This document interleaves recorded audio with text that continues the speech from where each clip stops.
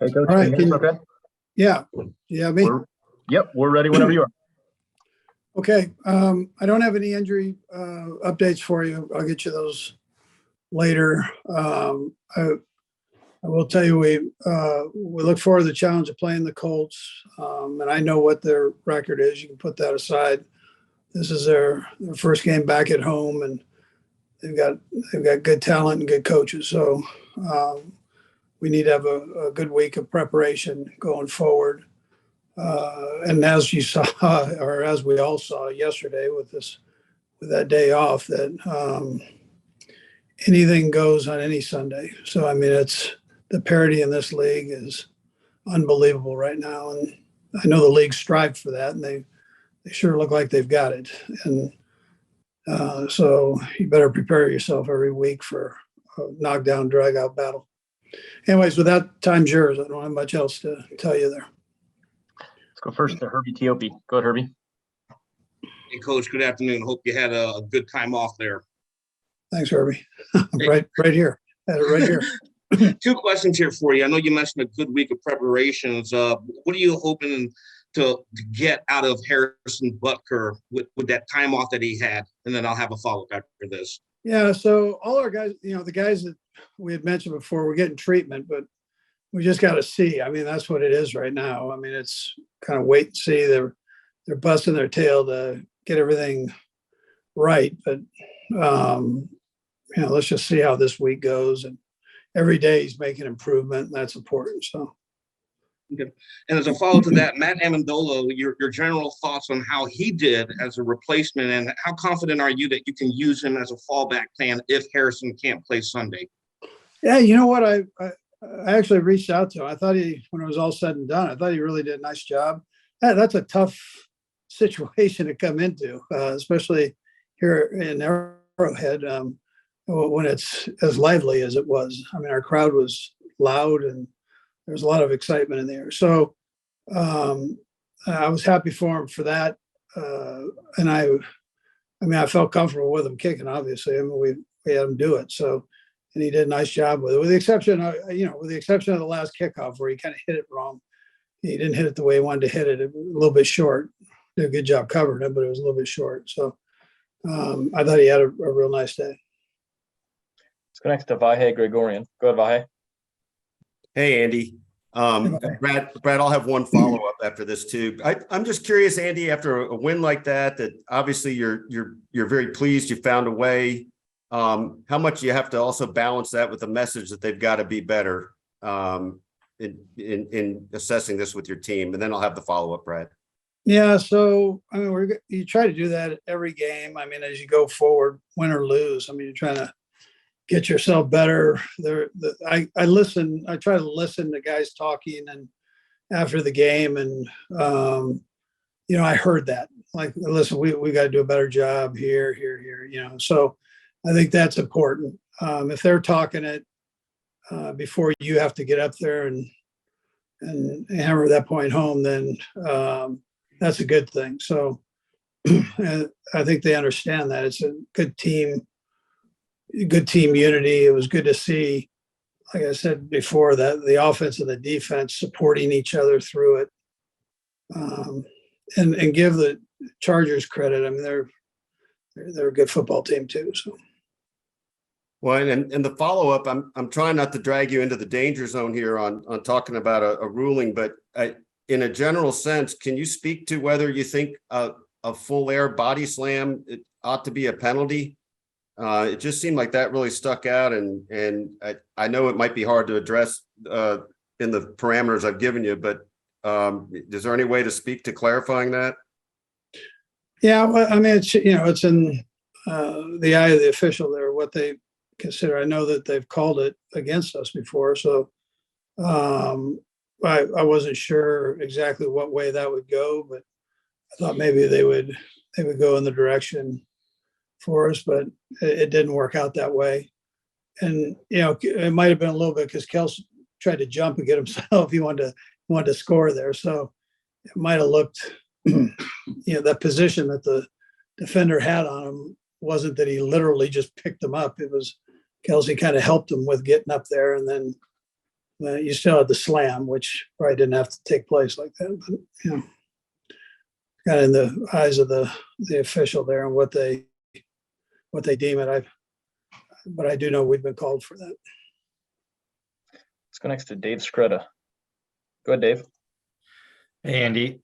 By my count, I think you had 5, either 3rd and 2, 3rd and 1, and you only picked up one of them. And I mean, we were all up at St. Joe. We know you guys practice short yardage ad infinitum, right? So when you see that, what is your next step as a coach? How do you address that? And then Brad, I have a quick follow-up also. Yeah, I mean, you try to see what went wrong, first of all, and whether it's a call, whether I sent in the wrong thing at the wrong time, or whether there was a mistake somewhere. We had a couple mistakes in there, and then one of them where we did have a mistake, the defense still had a pretty good leverage on it.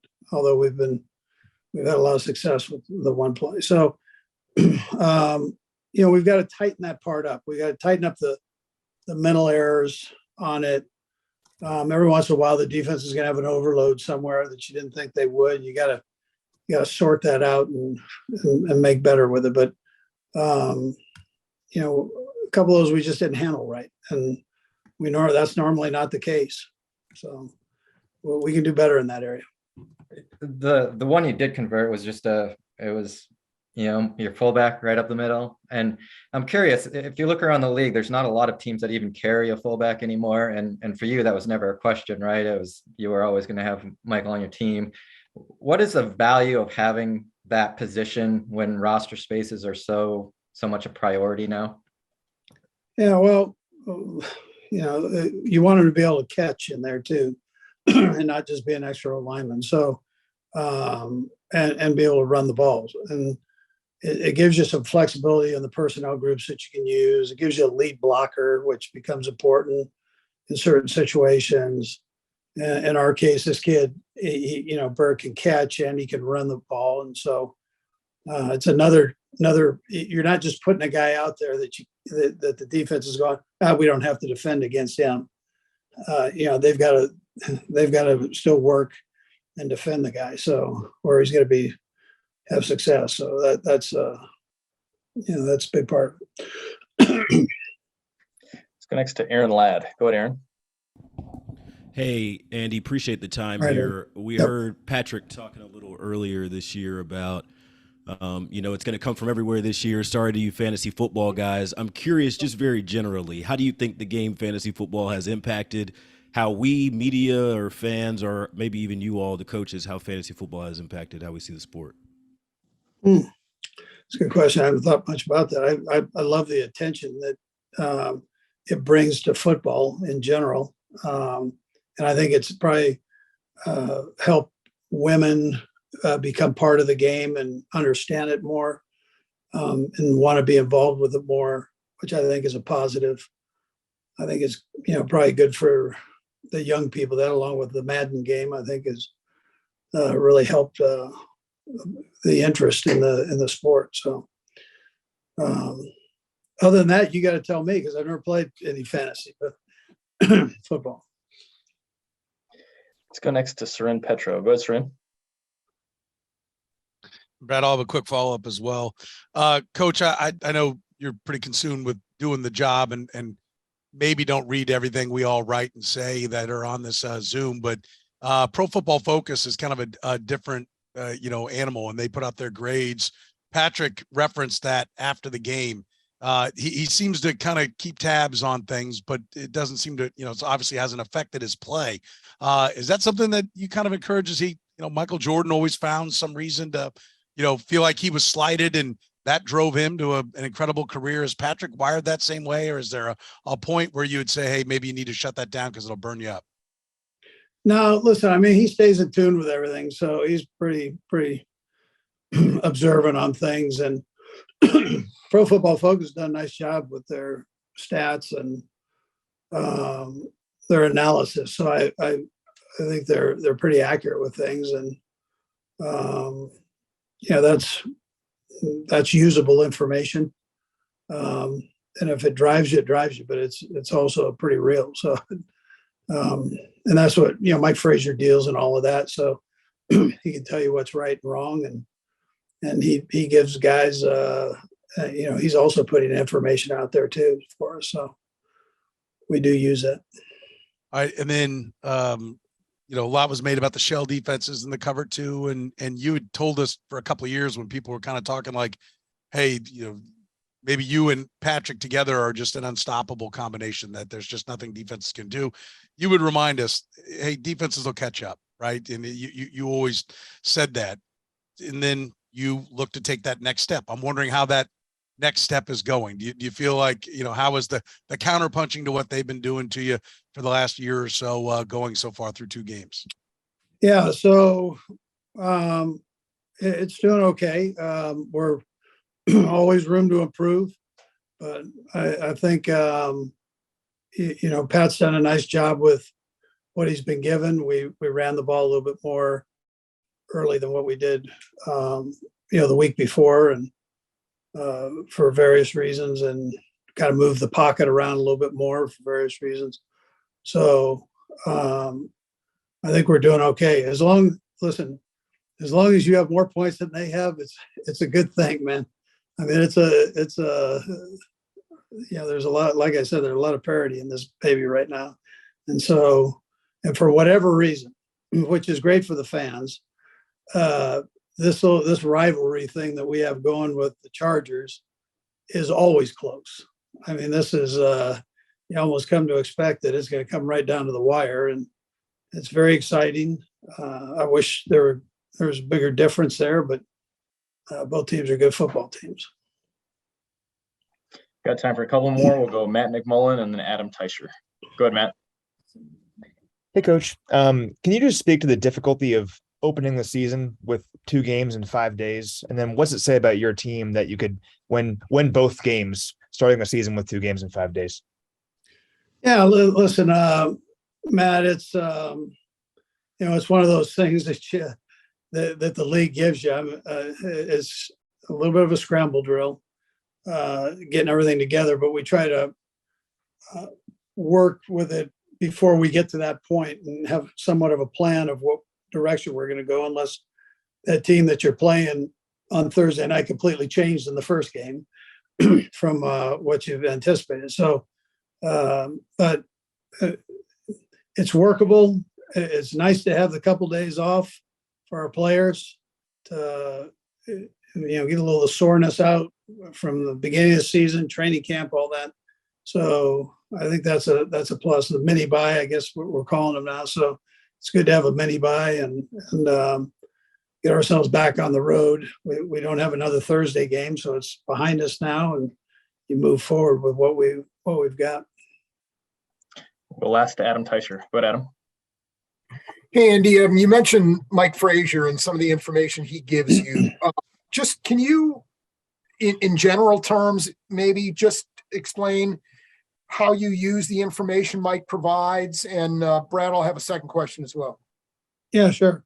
So he can give you just about anything statistically that you need and percentage of success in certain areas on whatever situation that you're talking about. And, it could be as simple as things that a team does on 1st and 10. So, and then their success rate, run pass, what personnel groups are best, blah, blah, blah, he gives us quite a little book there of stuff that we can look at. Okay. And is he helpful at all during a game? I mean, do you have him on the headset? For instance, maybe do you consult with him before you decide to kick the field goal there to start the 4th quarter the other night? Absolutely. Yeah, no, he's on the headset. And I mentioned that after the game that, statistically, you that might be a time that you go ahead and kick it. And then you have to evaluate that. That's where I come in. I've got 51% of that vote, and I've got to make a decision there on how I feel things are going at that time and the what ifs and all of that. So, but I would tell you statistically, you probably, that's a time when you normally go for it and you don't end up kicking it. Coach, we appreciate the time. Thanks for joining us. All right, good deal. Thanks, guys.